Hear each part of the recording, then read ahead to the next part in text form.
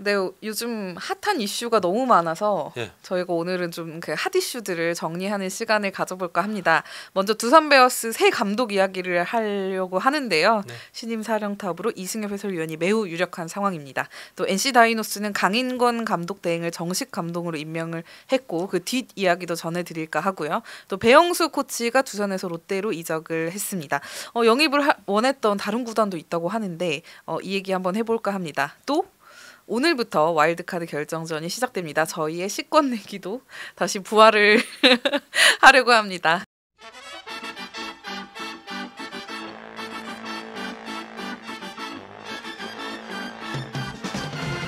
먼저 이승엽 해설위원과 관련된 이야기를 좀 먼저 해볼까 해요. 네. 어제 이야기를 좀 꺼내셨었잖아요. 네, 사실 슬쩍. 그렇죠. 네. 근데 김태형 감독 재계약 불발 이슈를 다루면서 이승엽 해설위원 인터뷰를 제가 거기에 넣었죠. 네. 네.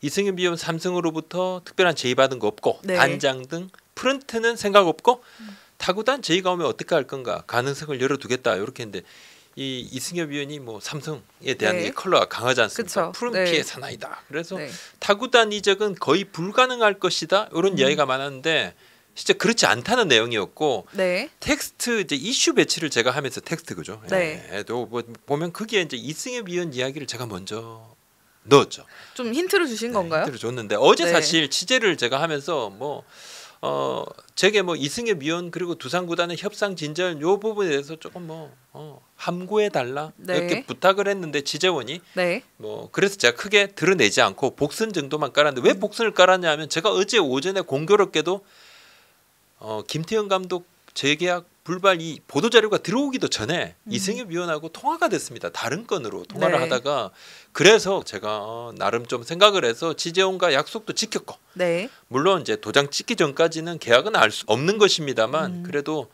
근데 몇몇 분이 야구부장이 그냥 엠바고가 걸렸으니까 야구부장이 슬쩍 흘린 것 아닌가 이렇게 말씀을 하셨지만 뭐 정확하게 말씀을 드리면 그냥 제가 취재한 부분이고 엠바고는 모든 것이 결정이 되고 보도 시점을 조정을 하기 위해서 구단이나 KBO가 전체 기자들을 대상으로 공식 요청을 하는 것을 엠바고라고 네. 합니다. 그러니까 엠바고가 걸린 것은 다른 기자들도 다 알고 있습니다. 그렇진 않았고 이번 사안은 그냥 저의 개인적인 취재였고 네. 며칠 전부터 제가 체크한 부분이고 네. 또 이승엽 위원 당사자 취재를 통한 내용이었고 네. 취재원이 이제 부탁한 사안이어서 네. 복선만 좀 깔았던 부분이 있습니다. 뭐 그리고 뭐 엠바고가 걸린 사안은 저는 지금까지 어긴 적이 단 한 번도 없습니다. 엠바고를 깨지 않고 다른 기자들이 다 아는데 뭐 혼자 나 알고 있어? 그 정도로 파렴치하지는 않고 다 그런 부분에 단독 붙이지도 당연히 않고요. 또 엠바고니까 뭐 슬쩍 흘린다 뭐 그런 반칙성 행위는 안 합니다. 뭐 그런 거 하면 이 바닥에서 큰일 납니다. 네. 그래서 12일이죠. 하루 동안 이승엽 위원과 두산 베어스에 관련한 기사가 이제 계속 쏟아졌는데 네. 그래서 정말 이승엽 위원이 최유력 후보인 것은 맞잖아요. 맞죠? 네, 좀 구체적인 상황을 현재까지 좀 정리해 주실 수 있을까요? 양측이 이제 만나서 바로 사인을 해야 되는데 네. 그렇진 않았습니다. 근데 의견은 주고받았고 지금 뭐 마무리만 좀 정리하면 사인을 지금 할 것 같은데 조만간 만나서 협상 마무리를 할 것이라는 전망이 나오는데 뭐 지금 일각에서는 막 뭔가 베베 꼬인 것 아닌가 그런 이야기도 나오는데 그렇지는 않은 것으로 보이고 네. 뭐 크게 최유력 후보가 맞습니다. 네. 맞고 사실 근데 접점이 네. 없었어요. 두산과는 그렇죠. 그동안. 네. 그게 좀 의외라는 시선도 있더라고요. 많은 구단의 관계자들이 다 좋아하는 사람을 꼽으면 아마 세 손가락 안에 꼽힐 겁니다. 이미지가 또 워낙 좋고. 다 좋아, 네. 다 좋아하죠, 다 좋아하고 두산이 주목한 이유는 이제 젊은 지도자이고 또 네. 새로운 선수 육성 그리고 선수들과의 호흡 뭐 이런 부분에 점수를 좀 많이 줬습니다. 네. 선수 시절 성실했죠. 또 후배들에게 존경받죠. 뭐 최고 레전드니까 말하면 그것이 또 바로 먹히는 것도 있고 뭔가 이제 좀 새롭게 창단을 해야 된다 네. 이런 느낌까지도 가집니다. 두산이 네. 지난 뭐 7년 8년 참 8년 동안. 네. 정말 김태형 감독이 좋은 부분을 만들었지 않습니까? 네. 그래서 팀컬러를 새로 만드는 부분에 적임자라고 봤고 또 뭐 그룹 최고위층도 좋게 보고 있었던 것도 맞습니다. 네. 근데 사실 이승엽 해설위원이 선수 은퇴하고 나서 그 현장에 있진 않았잖아요. 한마디로 코치 경험이 전혀 없는데 이 부분을 우려하는 사람들도 좀 적진 않더라고요. 잠깐 네. 인스트럭터로 또 이야기도 하고 뭐 선수들 봐준 부분은 있지만 네. 최강야구 감독님이시지만 네. 그죠? 예능하고 실제 야구하고 좀 다르죠. 다른 네. 부분인데 경험이 굉장히 다양합니다. 예, 대표팀 뭐 기술위원을 하면서도 네. 계속 현장 뭐 야구인들하고 또 소통을 해왔었고 해설위원으로 또 선수들하고 계속 교감을 가져왔던 부분들 네. 그리고 실제 선수들한테 많은 또 노하우도 전수도 했습니다. 이런 네. 다양한 경험이 지도자로 손색이 없다. 네. 이렇게 본 것 같습니다. 근데 이제 두산 이야기가 나왔지만 이승엽 하면은 이제 빼놓을 수 없는 팀이 삼성인데 네. 사실 삼성도 지금 감독 자리가 공석입니다. 아직. 올 시즌을 감독 대행 체제로 마쳤기 때문에 뭐 박진만 감독 대행이 승격될 수도 있고 그 외에 이제 여러 선택지들이 있을 텐데 아니 삼성도 이런 상황이면 이승엽이 삼성 감독을 해야 되는 것 아니냐는 삼성 팬들의 좀 아쉬움도 있어요. 이 이야기가 나오고 난 다음에 네. 가장 놀란 분들 뭐 좀 두산 팬들께서 굉장히 놀라셨겠죠. 새 감독인데 이승엽 뭐야? 이씨. 근데 또 한편으로 또 삼성 팬들 야 뭐냐? 왜 그리로 삼성이 가? 아닌가? 왜 그리로 네. 가냐? 이건 뭐 언제까지? 그럼요. 되게 허탈감. 네. 야 진짜 이렇게까지? 왜? 뭐 이렇게 이야기하시는 분들도 많습니다. 이승엽 위원이 이제 뭐 현역 은퇴 후에 KBO 홍보대사 네. 그리고 해설위원 장학재단 이사장 현장과 일정 거리를 좀 더 왔습니다만 최근 들어서 여러 차례 현장 복귀 의사가 분명히 있음을 주위에 알려왔어요. 그렇군요. 네. 네. 근데 복귀를 한다 그러면 다들 뭐 삼성 아니겠나 생각했죠. 네. 근데 삼성 구단에서 그렇다면 왜 제의를 하지 않았는가? 삼성 내부에 어떤 공감대는 뭐냐? 감독을 하려면 코치는 그치는 것이 좀 필요하다 공감대. 바로 감독을 하는 것은 조금. 근데 네. 허삼영 그러면 뭐 감독 같은 경우 코치 했느냐? 코치 안 했죠. 그죠? 그쵸. 근데 전력 분석 팀장인데 근데 맞아요. 그럼 뭐 네. 야구단 내에 있었지 않느냐? 네. 그냥 현장에 있었다. 거기 네. 있었던 것과 진배 없다. 요렇게.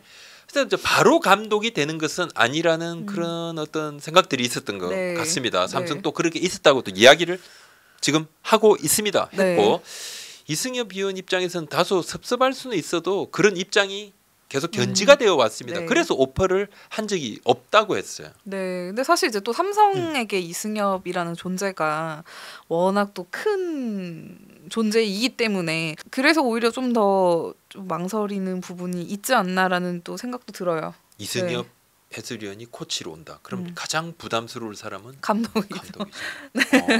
감독입니다. 사실 그렇죠. 왜? 네. 왜냐?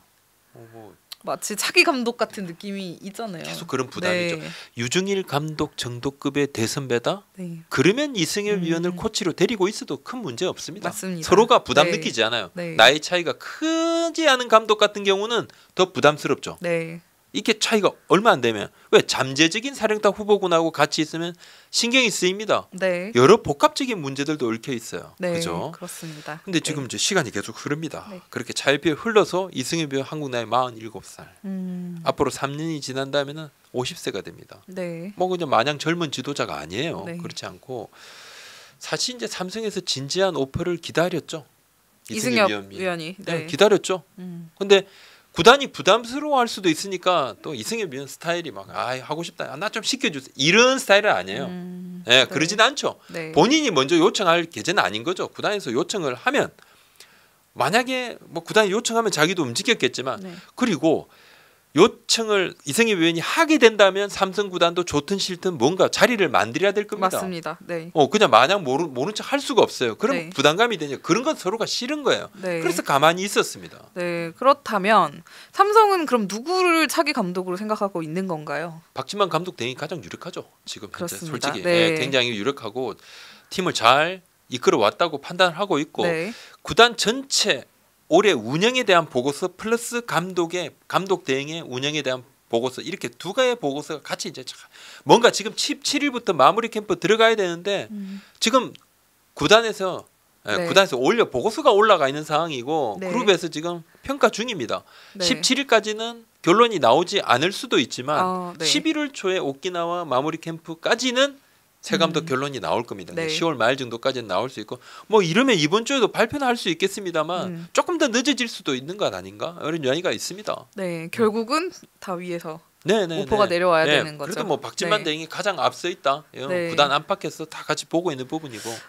이건 저의 개인적인 생각인데 이제 보도가 막 나기 시작했잖아요. 두산 감독 유력 이승엽 이런 얘기가 나오면은 그러면 약간 삼성 구단의 생각도 두산에 가는 건 좀 그렇지 않나라고 생각이 들 수도 있을 것 같은데 여기에 대한 분위기는 어떤가요? 팬들께서 특히 삼성 팬들께서는 좀 허탈해 하시는 분들도 꽤 계시고 또 몇몇 분들은 그래도 코치하고 감독하는 게 맞지. 또 몇몇 분들은 이 박진만 대행도 잘하고 있잖아. 뭐 그런 이야기들 여러 의견들이 있고 목소리가 있는데 삼성 구단 관계자는 이승엽 위원의 두산행 가능성 두산이 지금 뭐 유력한 이 부분에 대해서는 전혀 뭐 문제될 건 없는 것 아닌가. 뭐 언제든지 삼성으로 올 수도 있는 분이지만 뭐 꼭 그렇다 해서 지도자의 시작이 꼭 삼성이어야 되느냐? 뭐 아닐 수도 있고 뭐 여러 가지 삼성 팬들께는 뭐 적잖은 좀 충격입니다만 또 뭐 많은 분들이 또 이승엽 삼성 감독 이승엽을 보고 싶어하는 분들도 계시죠. 네. 그렇습니다. 라팍에 근데 지금 이 초상화가 있잖아요. 근데 다른 팀 감독으로 와도 그 초상화를 보면 되게 기분이 보이죠? 묘할 것 같은데. 바로 쫙 보입니다. 대형 초상화 보일 건데 뭐 영국 결번 레전드의 위상에는 뭐 변화가 당연히 없을 전망입니다. 네, 맞습니다. 다음에 NC 이야기를 좀 해볼까 해요. 오늘 정말 이슈가 많네요. NC가 12일에 공식으로 발표를 했습니다. 강인권 감독 대행을 떼고 정식 감독으로 임명이 됐고요. 3년 계약이고 계약금과 연봉을 합쳐서 3년간 총 10억 원을 받는 조건입니다. 임선란 NC 단장 이야기는 선수단과 시즌의 많은 부분을 대행으로 운영을 잘해왔고 또 그 과정에서 보여준 선수단이 이끄는 리더십 소통 능력을 좀 높게 평가를 했다 이야기했는데 가장 유력한 감독 후보였어요. 네, 뭐 평가가 정말 평판이 좋더라고요. 평판 좋았죠. 평판이 굉장히 좋고 일단 뭐 팀을 맡아서 5할 승률 이상 기록을 했습니다. 굉장히 긴 기간을 또 선수들이 보내는 신뢰 높죠. 규율을 강조하면서도 매우 다정다감한 이 리더십 선수들이 굉장히 좋아했습니다. 두산에 있을 때도 미래 감독 후보 참 손색이 없다. 하나에 있을 때도 미래 감독 후보군이다. 뭐 그렇게 이야기했고 또 이번에 이제 NC에서 만약에 감독이 되지 못한다면 타 팀에서 머지않은 미래에는 무조건 감독이 될 수 있는 그런 지도자라는 평가가 꽤 있었죠. 탐내는 팀들이 있더라고요. 있었죠. 뭐 마냥 막 또 자상하고 뭐 좋으신 게 아니라 또 굉장히 엄할 때는 무서우신 강단 있죠. 들었어요. NC도 고민을 아예 안 하지는 않았을 것 같은데요. 많은 이제 NC 팬들께서는 뭐 김태형 감독을 원하는 분들도 있습니다. 있으셨어요, 진짜. 있으셨고. 근데 뭐 NC가 강인권 감독 대행뿐만 아니라 여러 후보군을 놓고 고민을 했는데, 근데 이 후보군에는요, 재야 인사 이른바 이제 지금 현직에 없는 분들은 거의 없었습니다. 지금 감독이 아닌 분들, 이런 분들은 거의 없고 그냥 현역 감독, 또 현역 코치들이 다 후보군이었어요. 지금 계신 분들, 물론 어떻게 될지 모르죠. 김태형 두산 감독도 후보 중에는 한 분은 맞습니다. 그런데 하지만 안 됐군요. 뭐 지금 먼저 또 NC 강인권 대행도 높게 평가를 했기 때문에 발표가 됐던 부분입니다. 다음은 배영수 코치 이야기를 한번 해볼까 해요. 그 11일이죠. 배영수 코치가 이제 두산을 떠난다는 보도가 나왔는데 12일에 롯데자이언츠가 배영수 코치를 1군 투수 코치로 영입했다는 발표를 했습니다. 롯데가 젊은 투수들이 많죠. 20대 투수들이 많아요. 그렇습니다. 다듬어지지 않은 원석 같은 투수들. LG하고 롯데를 타 팀에서 가장 눈여겨봅니다. 그 눈여겨보는 부분은 포인트는 바로 젊은 투수들. 뭐 트레이드 요청도 굉장히 많았고 대표적인 그 팀 LG 또 롯데 이렇게 좋은 투수들이 많은데 젊은 투수들이. 김태형 감독 물러나시면서 배영수 코치도 그냥 같이 나오는 그냥 모양새가 됐습니다. 롯데가 다 일찌감치 주목을 했던 지도자입니다. 배영수 코치 너무 코칭 능력 좋고 선수들이 따르고 빠른 볼도 던져보고 기교파로 변신도 해보고 본인이 아파도 보고 재활도 해보고 우여곡절을 많이 겪은 베테랑 선수 출신이니까 평가도 굉장히 좋고 잘 가르친답니다.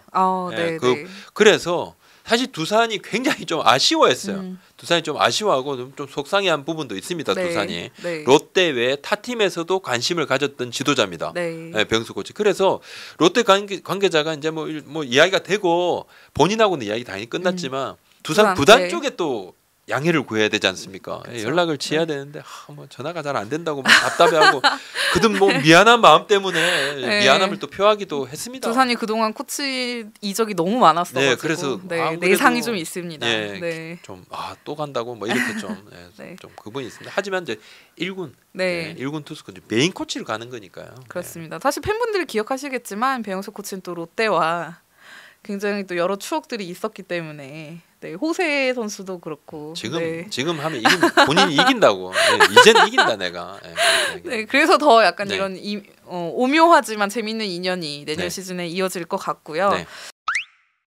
다음은 이제 오늘부터 시작하게 될 네. 와일드카드 결정전 이야기를 좀 해보려고 합니다. 네. 저희 기억하실지 모르겠지만 저희가 예전에 식권 내기를 했었어서 네, 제가 한번 크게 이겼던 현물을 꺼내놓고 설명을 해야 돼. 현물을 지금 꺼내놓고 꺼내놓고 이렇게 꺼내놓고 제가 설명을 하겠습니다. 이거 꺼내놓고 시작을 해야지. 이거 현물 안 보여주고는 하지 않습니다. 생각보다 식권이 없으시네요. 이게 뭐 몇 장인데 이게 그래요? 뭔 소리야? 30장이 넘어. 15만이 넘는다고.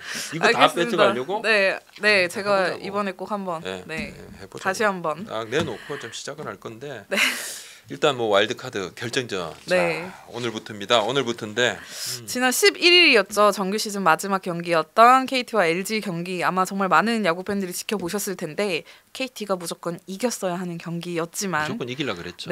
9회 말 LG의 뒤집기로 5대6 패배를 당하면서 KT가 4위 확정됐고 오지환 선수 끝내기 KT 4위 그리고 앉아있던 키움은 만세 3위. 이제 뭐 KT 그리고 기아 5위 기아 와일드카드 결정전 열리는데 어떻습니까? 어디가 이길 것 같아요? 나유리 기자는. 저 고민을 좀 많이 했습니다. 많이 했는데 뭐 이 영상을 이제 KT 관계자분들도 보시고 계실 거라 좀 다소 섭섭해하실 수는 있지만 저는 기아 타이거즈 좀 보려고 해요. 나유 기자는 이제 뭐 굉장히 통찰력이 뛰어난 기자이고 이렇게 얘기하시면 저는 제가 이거 지금 예측을 하게 되면 또 팬들께서 야씨 긴장된다. 야구부장 너 똑바로 해야 하는데 역으로 가는. 근데 사실 제가 이제 맞출 때가 됐습니다. 이제는 물론 뭐 고장난 시계도 하루에 2번은 맞는다 그러지만 저는 이제는 맞을 때가 됐다. 야구부장의 픽은 바로 KT. KT가 이긴다. 2번 중에 한 분은 무조건 이긴다. 유리한 걸 무시할 수 없다는 그렇습니다. 말씀이시죠? 기아가 기다리고 뭔가 좀 준비를 했지만 압박감을 이기기는 좀 힘들지 않나? 2번을 다 이겨야 된다는 압박감.